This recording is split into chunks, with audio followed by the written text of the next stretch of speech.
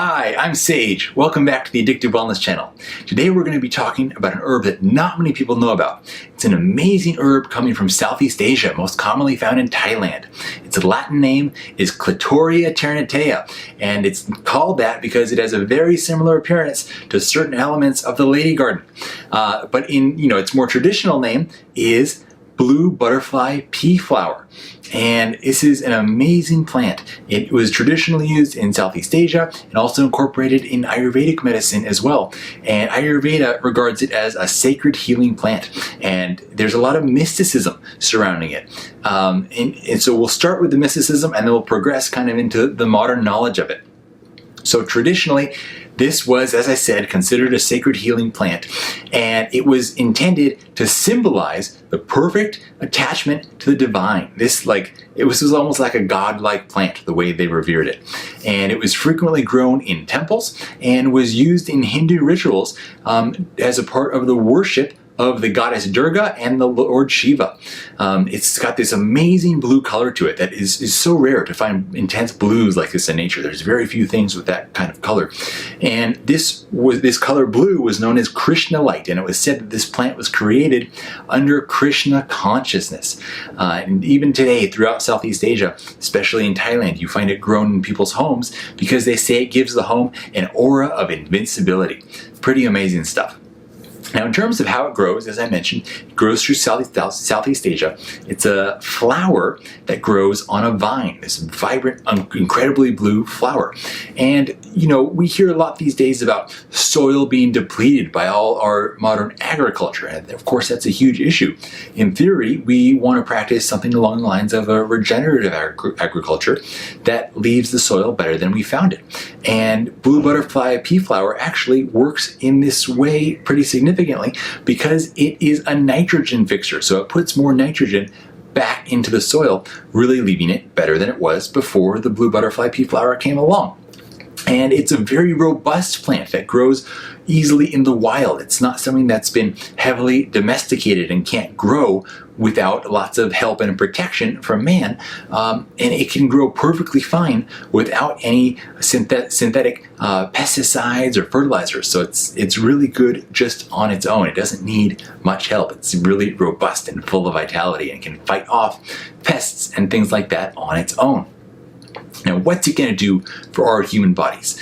So these blue pigments that you see in there are antioxidants called proanthocyanidin and anthocyanin. Anthocyanin you may be familiar with, you also see in things like blueberries.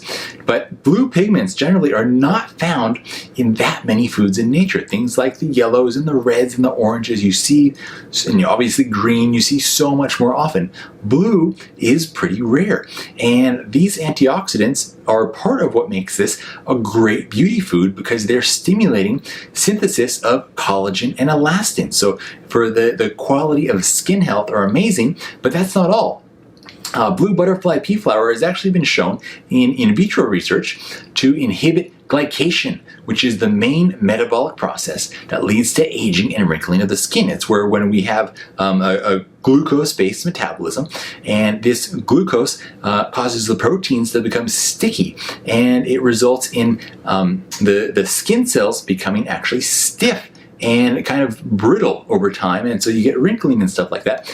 Blue Butterfly Pea Flower inhibits this process, which is pretty amazing. And then it's also traditionally in Ayurveda was regarded as a brain tonic. And it's always interesting to look at how something was used and regarded traditionally compared to what, now that science is looking at these natural plant medicines more, what is supported by the modern science. And indeed, when we look at the modern scientific research on this, you find that it stimulates acetylcholine production. Acetylcholine is a neurotransmitter that declines as we age. And so what is acetylcholine doing? Well, it's involved in a lot of functions.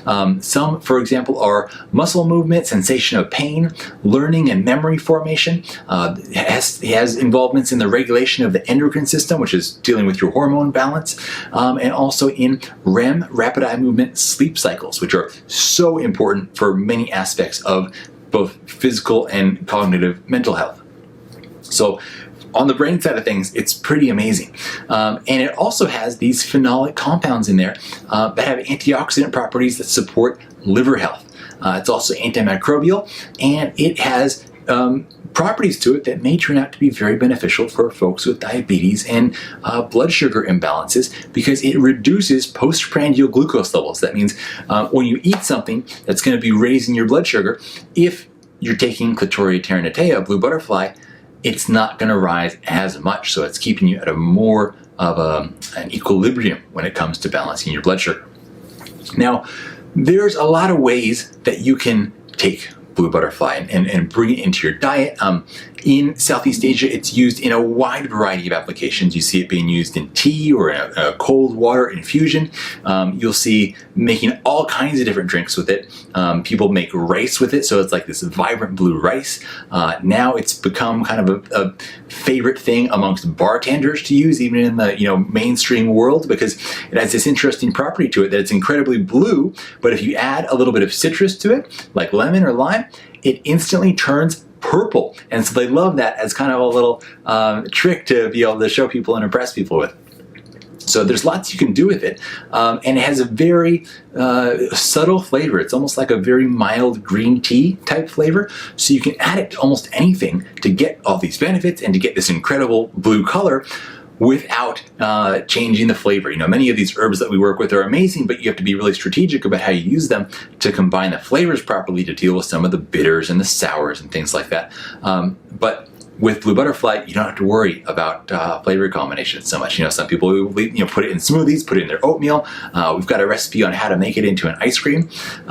Now, traditionally, it was often done that they would take the actual flowers, sun dry them, and infuse them. And that's certainly one way to do it. And the most common way you see these today, like sometimes you can buy like the whole flowers in a form that's either sun dried or oven dried. Now, it's an interesting way to take it, but it's slightly suboptimal.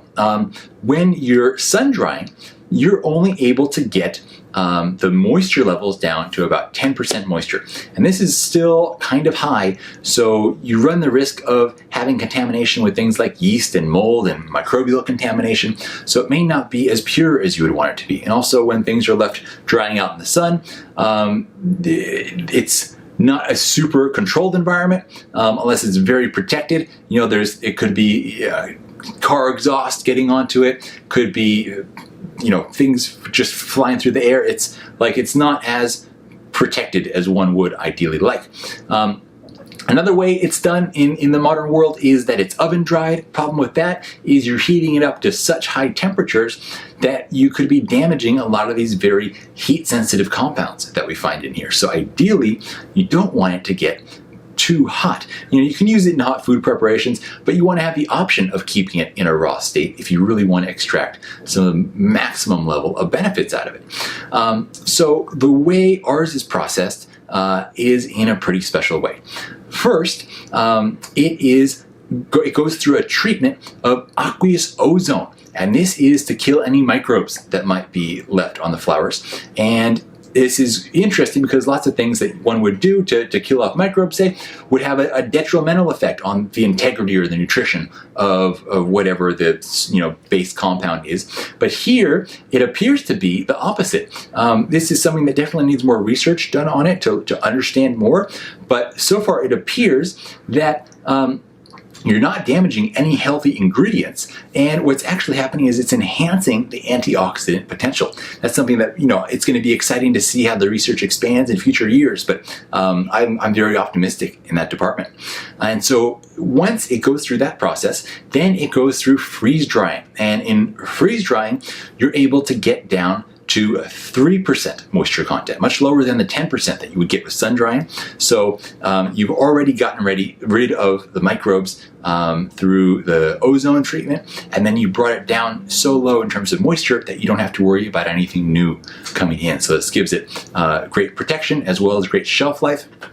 And this is drying it without exposing it to heat, so you're maintaining the integrity of a lot of these sensitive compounds. Now, some people will freeze dry it, and they've done well, but then they will mechanically grind it into a powder, and that creates a lot of friction. With friction comes heat. With heat comes potential damage, as we were talking about. So the way that ours is done is it's made to, when it's freeze-dried, simultaneously they have it fly around inside of a chamber in like a vortex, and as it's doing this, it's freeze-drying and it makes it into a powder while preserving the cellular integrity. So if you look at it under a microscope, it's not totally broken down in the way that you would find with something that has been mechanically ground down. So it's really the ultimate way to, you get it in a fairly fine powder and you can consume the whole thing. It's not just an extraction into water like you get with a tea or cold water extraction.